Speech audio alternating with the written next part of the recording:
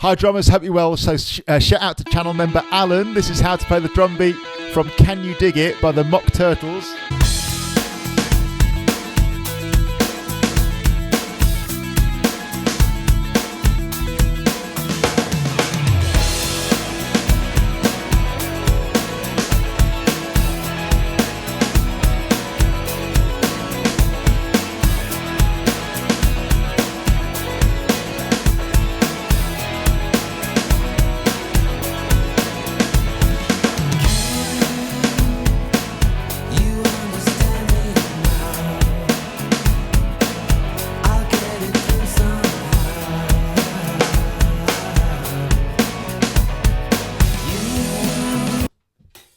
And so on like that. It's actually quite a cool, interesting little 2-bar loop, this. It was played by, I think, a drummer called Steve Cowan. And Alan said it's got a little skip note in there. It has. It's also got a little open hi-hat. And it's got a slightly funky, like syncopated, I guess, like bass drum part as well. I would say putting this around the grade 2 or 3 level. It's a little bit more than just the basic straight 8s, you know, rock popped up a beat. There's a little bit more going on. So I'll play the 2-bar loop for you.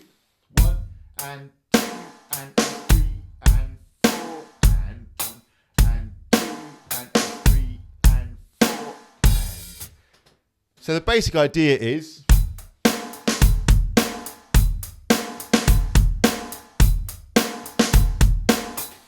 which lots of drummers will have played before, 1 and 2 and 3 and 4 and all that's going on there is you've got that little skip note, that little snare drum that drops in between the and of beat 2 and beat 3, 1 and 2 and like in between the hi-hats. You then got 2 kick drums on 3 and, so basic version.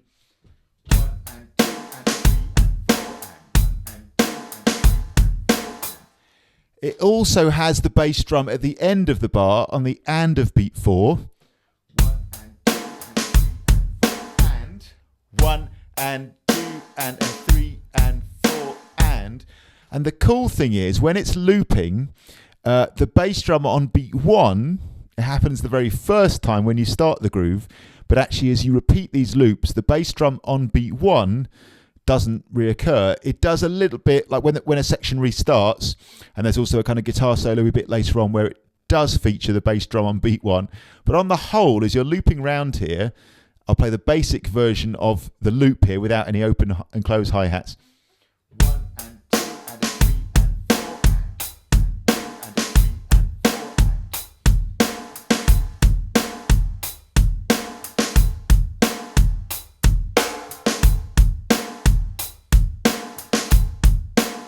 You're getting that? So you've got the bass drum on the and of beat 4 at the end, and then it comes in again, not on beat 1, but on the and of beat 1. So it's all a bit funky, isn't it? It's kind of a bit like anticipating the next beat, but you never quite get it on beat 1 as the groove is looping. So I'll play that slowly and count.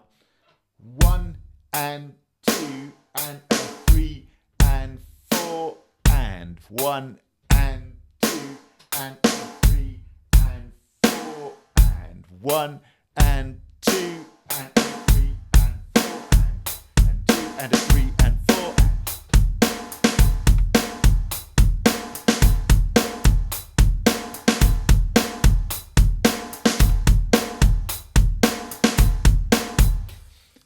It's very hypnotic, isn't it? Very much like getting in the vibe of the tune, just that with 2-bar loop. I'll get to the open hi-hat in a sec.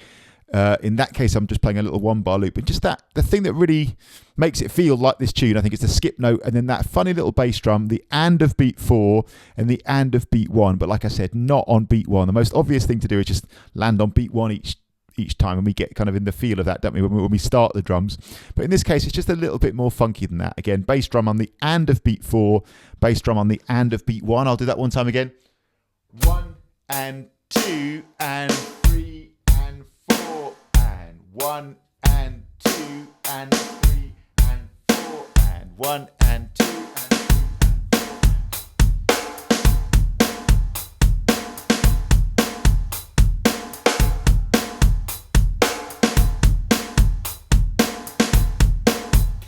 It's funny how when you play that bass drum part, immediately I can hear the song in my head now when that groove, when you hear that groove, right? The one other thing that's quite nice to add in, not compulsory, but is on there, is every second bar on the and of beat 4, as you hit the bass drum, you lift up your left foot, if you're right-handed, on the hi-hat and close it again on beat 1. So it'll go like this. Here's the full 2-bar loop now. Here it comes, and 1.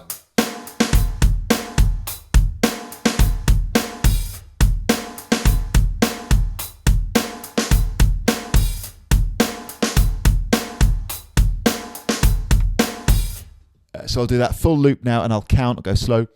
1 and 2 and 3 and 4 and 1 and 2 and 3 and 4 and 1 and 2 and 3 and 4 and 1 and 2 and 3 and 4 and 1 and 2 and 3 and 4 and 1 and 2 and 3 and 4 and 1 and 2 and 3.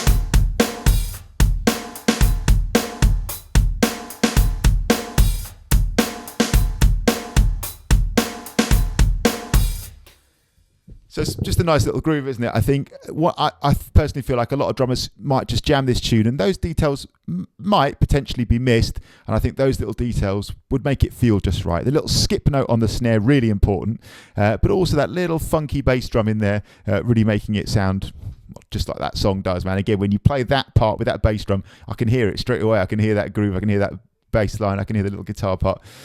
Great tune, classic 90s anthem. Shout out to channel member Alan, and thanks for watching as always. Really appreciate it. Please like, share and subscribe if you found these videos useful or helpful, and you would like to support this channel and you're in a position to, please consider supporting it via my Buy Me a Coffee page. You can either buy me a coffee, as the name suggests, thanks a million to all the amazing people who do that, or you can become a channel member like Alan, where you get a say in what videos will now appear on the channel. You get a practice plan if you want one, a personalised for you practice plan, complimentary Zoom or face-to-face session, access to booking in for future Zoom or face-to-face sessions. Lots of people message me all the time about these doing lessons, quote unquote, can I book in for lessons? Thanks so much for those messages. I really appreciate it. All lesson bookings now take place through the channel membership program. That's the only way I could make it work happily because of demand, I'm happy to say, and grateful to say.